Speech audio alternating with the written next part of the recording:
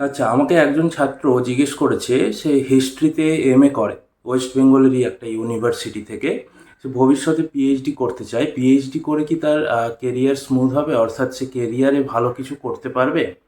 এখন প্রশ্ন হচ্ছে, পিএইচডি করার জন্য যদি ওয়েস্ট বেঙ্গল থেকে করতে চাও, তোমাকে নেট পাস করতেই হবে, অথবা ওয়েস্ট বেঙ্গলের বাইরে ইন্ডিয়ার যে কোনো জায়গা থেকে করতে হলে সেই রাজ্যে যদি কোনো রাজ্যের সেট থাকে সেটা পাস করতে হবে, অথবা নেট পাস করলে তুমি সারা দেশে পিএইচডির জন্য এলিজিবল অ্যাপ্লাই করতে পারবে। এবার তুমি যদি জিআরএফ কোয়ালিফাই করো, তুমি মান্থলি একটা হ্যান্ডসাম অ্যামাউন্ট পাবে পিএইচডি চলাকালীন। ফুল টাইম পিএইচডি করতে হবে তোমাকে সেজন্য, যেটা তোমাকে ফিনান্সিয়াল সিকিউরিটিও প্রোভাইড করবে এবং কাজে ফোকাস করতে হেল্প করবে।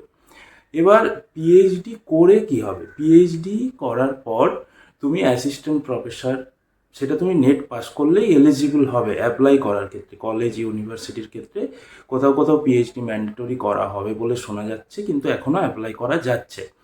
তো করা গেল, পিএইচডির জন্য একটা আলাদা মার্কস থাকছে। কোথাও এখনও দেওয়া হয়, কোথাও দেওয়া হয় না। ওয়েস্ট বেঙ্গলেও রিসেন্টলি কলেজ সার্ভিস কমিশনে বা ইউনিভার্সিটির অ্যাসিস্ট্যান্ট প্রফেসর রিক্রুটমেন্টে পিএইচডির জন্য একটা আলাদা নাম্বার দেওয়ার প্রভিশন চালু হচ্ছে। তো তুমি সেটা পাবে। এবার তার ফলে তোমার মেরিট স্কোরটা তো এগিয়ে থাকবেই, কিন্তু সেটা অনেক লম্বা পথ। পিএইচডি করতে হলে তোমাকে প্রথমে তোমার মধ্যে পেশেন্স আনতে হবে এবং মেন্টাল স্ট্রেস নেওয়ার মতো ক্ষমতা তৈরি করতে হবে। সেটা যদি থাকে তবেই পিএইচডিতে যেও।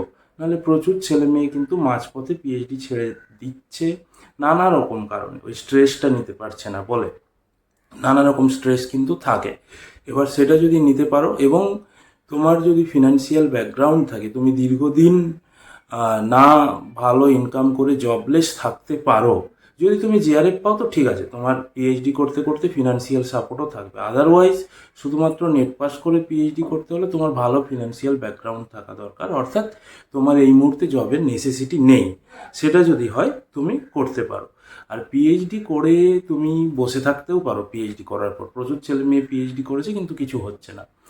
পিএইচডি করে যদি তুমি সত্যিই কিছু করতে চাও, সেই জন্য তোমার রিসার্চে প্যাশন থাকা উচিত। তুমি জেনুইন একটা প্রবলেম সলভ করতে চাও তোমার গবেষণার মাধ্যমে, তোমার বিষয় ইতিহাসে, এবং সেটা যদি তুমি করতে পারো এবং তুমি রিসার্চকেও পরবর্তীকালে কিন্তু নিজের কেরিয়ার হিসেবে বাঁচতে পারো। তুমি বিভিন্ন রিসার্চ প্রজেক্টে কাজ করতে পারো, তুমি পোস্টডক করতে পারো এবং তুমি সারা বিশ্বে রিসার্চে কাজ করতে করতে ঘুরে বেড়াতে পারো। কিন্তু তার জন্য তোমার রিসার্চে প্যাশন থাকতে হবে, তোমাকে খুব সুন্দর করে ডেডিকেটেড ওয়েতে রিসার্চ করতে হবে, তোমাকে ভালো পেপার করতে হবে, তোমার লেখার ক্ষমতা থাকতে হবে। সেগুলো আস্তে আস্তে বিল্ড আপ হয়ে যাবে যদি প্যাশনটা থাকে, যদি ইন্টারেস্ট থাকে। এবং তোমাকে একটা ভালো টপিক বাছতে হবে, অর্থাৎ জেনুইন প্রবলেম সলভ করতে হবে। তবেই কিন্তু তুমি রিসার্চে কেরিয়ার বিল্ড করতে পারবে। কিন্তু এই পথটা অনেক লম্বা, সেটুকু আমি বলে দিলাম। তোমার মধ্যে সত্যি ডেডিকেশন থাকলে এসো, না হলে আরও প্রচুর জব রয়েছে, সেগুলোর প্রিপারেশন নাও।